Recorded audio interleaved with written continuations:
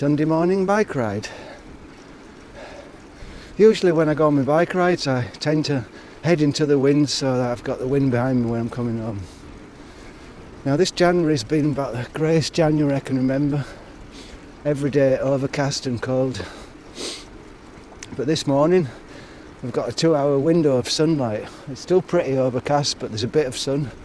So I'm heading into the sun today to get as many photons in my eyes as possible to stimulate my pineal gland, to give me some free good feeling hormones, because the continual grey and darkness tends to bring you down a bit. Now the sun's going behind a big grey cloud, so let's see what happens. Maybe I should head over that way where it's a bit bluer. We can decide on that later.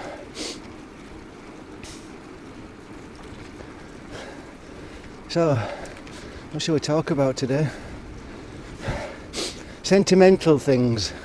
Things about the past. Watching a video the other day, people talking about the past, how different it was. It was pretty different. I was born in 62, so I'll go for the first 10 years of my life. And what do you remember from them times? You remember things that were around you and stuff you ate.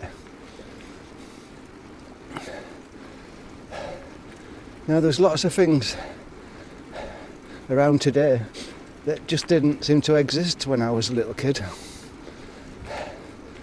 We got our milk from the milkman. We got most of our food from the grocery. There was no supermarket near us, even though I lived in a big city.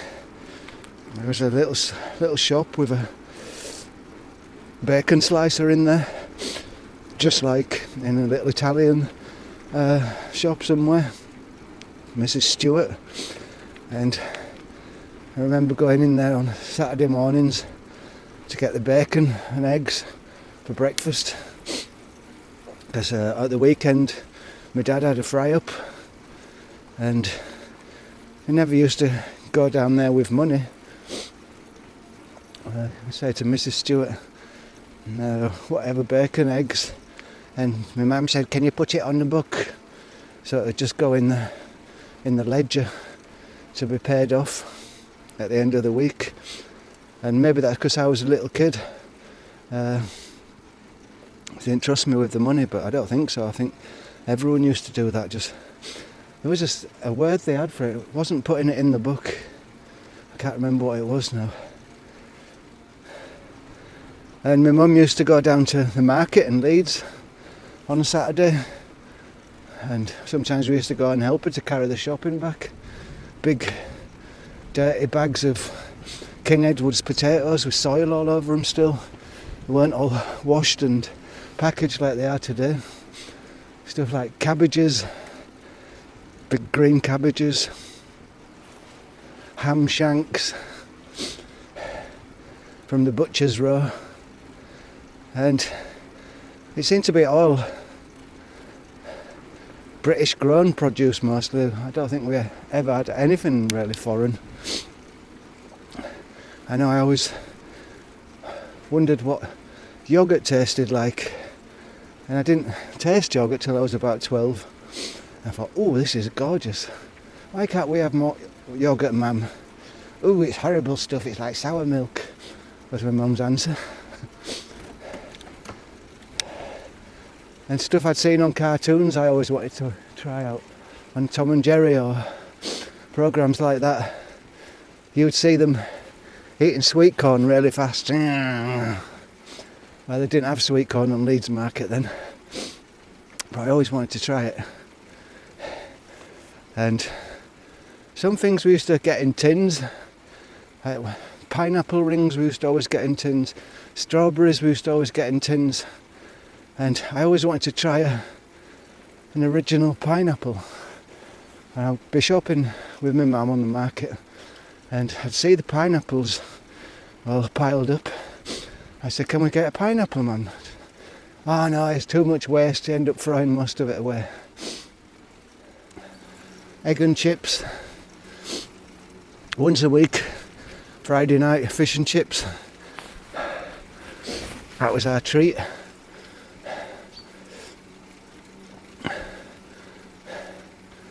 And I used to have to go and get my dad's cigarettes at the off licence, and the off licence sold a few sweets as well, and for going for the cigarettes I was allowed to get myself a small packet of sweets. I never used to get sweets. I used to get this little plastic bag of Dairy cheese, like processed cheese, in a little bag with 2 crackers and 2 pickled onions in there. So I used to get that instead of sweets. And looking back on it, a lot of the times we were still a bit hungry after we'd eaten, after you've eaten your dinner, and if we were lucky we might get a pudding, so a big rice pudding made in the oven with a blob of jam on in the middle if you were lucky. And it sounds like almost like wartime rationing, but it was in a way, I guess. It was just the way it was. And as well, you had to go and... Well, we didn't have to get the milk because the milkman brought the milk every day. But nobody had a fridge in them days. So we just had a little cupboard off the kitchen called the larder. And put milk in there, butter, vegetables.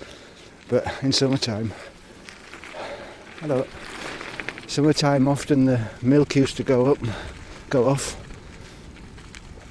You don't seem to see milk going off much these days. I don't know what they've done to it.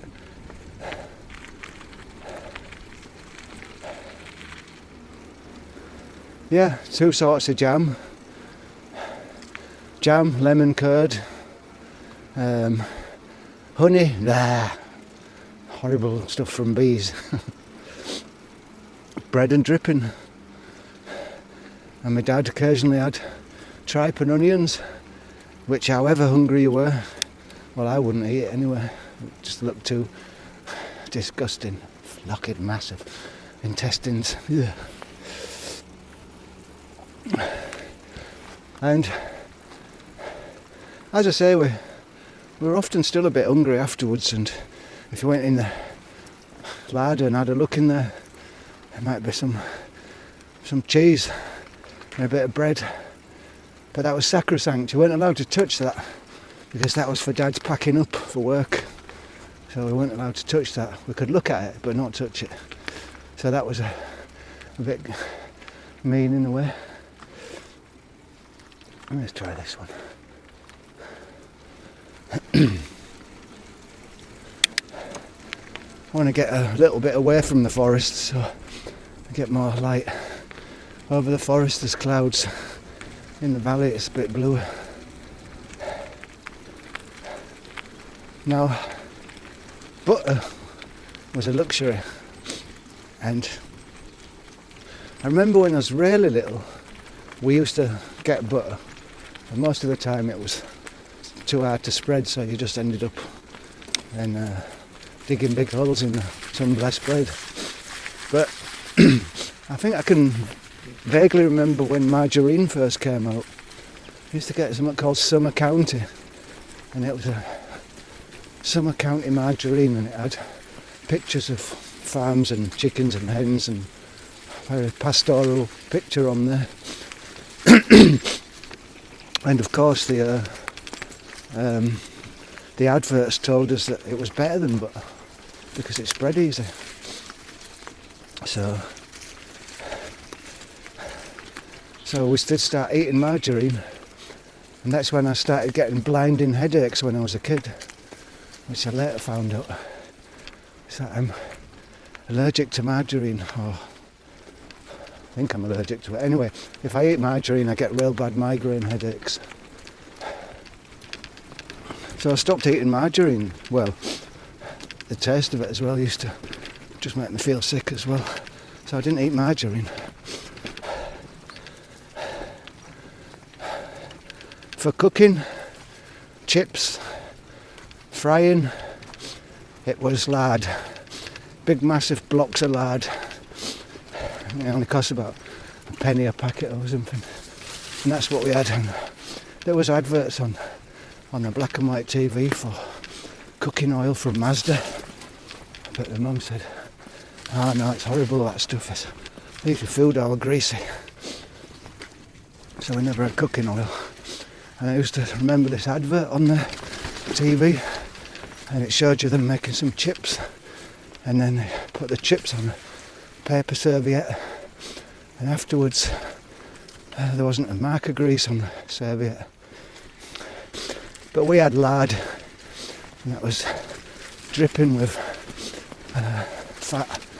But the other thing, the chips were lovely. So we've gone totally the wrong way here, up on some little tiny path, which is not good really, because there's lots of thorns going across and I don't want to get a puncture. Yeah, so everything cooked in lard. Rice, only had that as pudding. And I guess the first processed foods that came out, there's one called Swan Vista or something Vista, curry meals, and it was like the forerunner of a TV dinner or fast food, and it was just like a bag of rice and a little bag of curry. The one at Swan Vista was the matches. Maybe it was just called Vista, I can't remember. But we got one of those once, I remember, and it tasted lovely to us, but the portions were too small and it had raisins in, so that went against the grain a little bit. Another thing as well, back in those days, you had to have a lot of small change about you. I think our house, we had a gas meter, and we had a gas meter and an electrical meter, which were all fed by coins.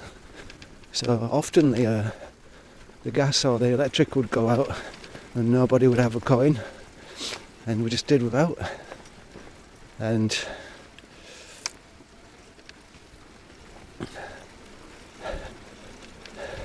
I think even the first telly we got had a meter on it as well, because people didn't used to buy tellies, and they were much too expensive.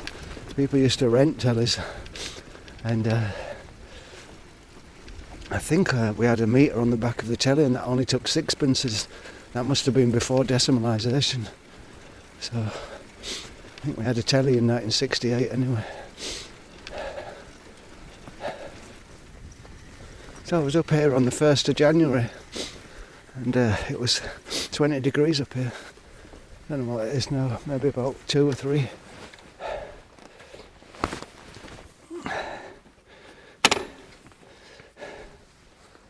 I'll just turn the bike around so you can get a bit more of a view.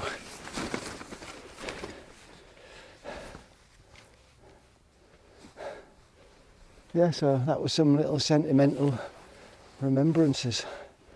And if you lived in a small village or a big town, it didn't make much difference really, because we were, even in towns, it was like being in a little village. Nobody had a car, so you did all the stuff local, and everything that you needed was local.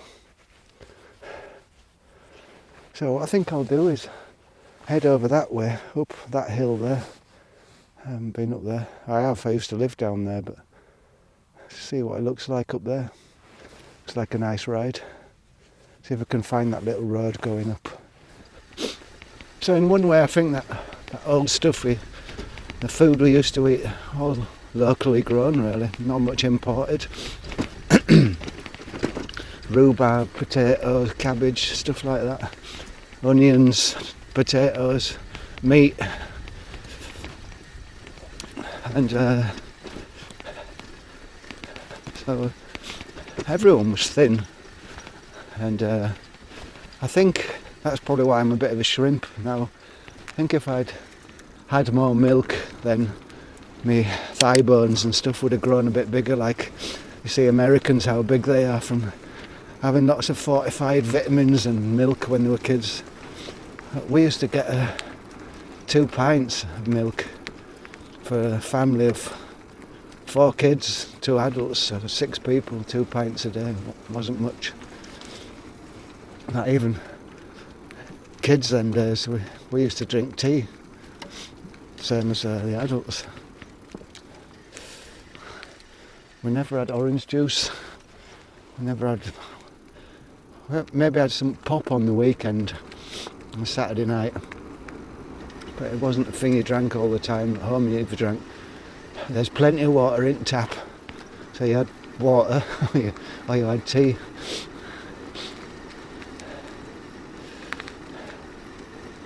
Now looking back on it, it's talking about 50 years ago. It does look very ancient now.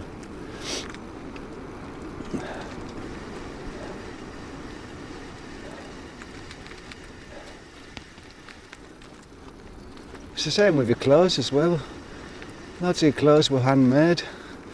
All your jumpers were knitted by your mother. Even my trousers were made by my mum. I think quite a few of my trousers.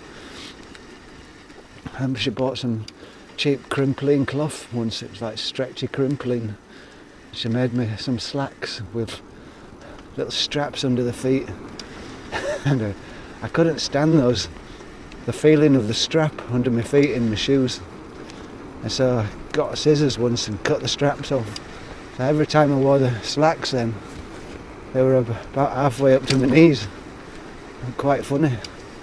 And my mum was quite angry that I cut the straps off too.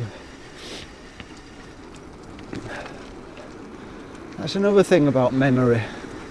How lots of things from your childhood, or from mine anyway, I can remember items of clothing so precisely and clear. And I think I know. And I can remember things so precisely and clear, especially clothes, especially shoes actually. And I think that's because when you were a little kid, observing the world, and your eyesight was really, really good, like little microscopes. And you used to spend maybe quite a long time just looking at your shoes or your sleeve, or your buttons on your clothes. And it was deeply ingrained into your memory.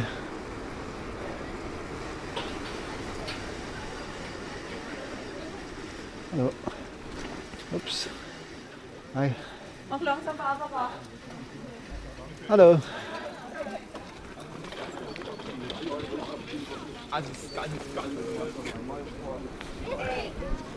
Some kind of marching thing going on. Anyway, the clothes, the weave of the materials were drilled into your head, and that was just part of your getting to know the world around you when you were little. And perhaps kids these days who sit around looking on devices all the time, they don't look at the world in that way and miss out on how things actually are made up and built up, maybe. I think I can feel those sun rays doing good. My mood is elevating quite substantially. Get into my eyes, you photons of the sun. Makes me wonder, that connection, your eyes taking the photons from the sun, and it increases your mood.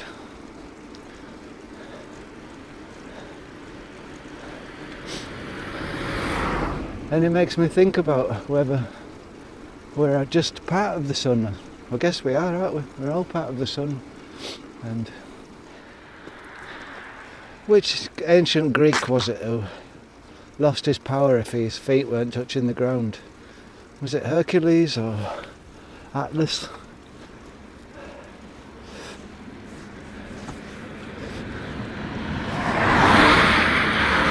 He used to draw his power from the earth, and the way he was beaten in the end was somebody lifted him up and he lost all his powers. And that brings me to think about the way the photons from the sun go into your eyes and improve your mood. It's almost as if you're blocked off from the sun, you start to fall to pieces, lose your power. I guess that's why prison's so bad, because you're locked away in the dark, and not only are you a prisoner, but your mood's modified too from having too little light. It makes you even totally depressed as well.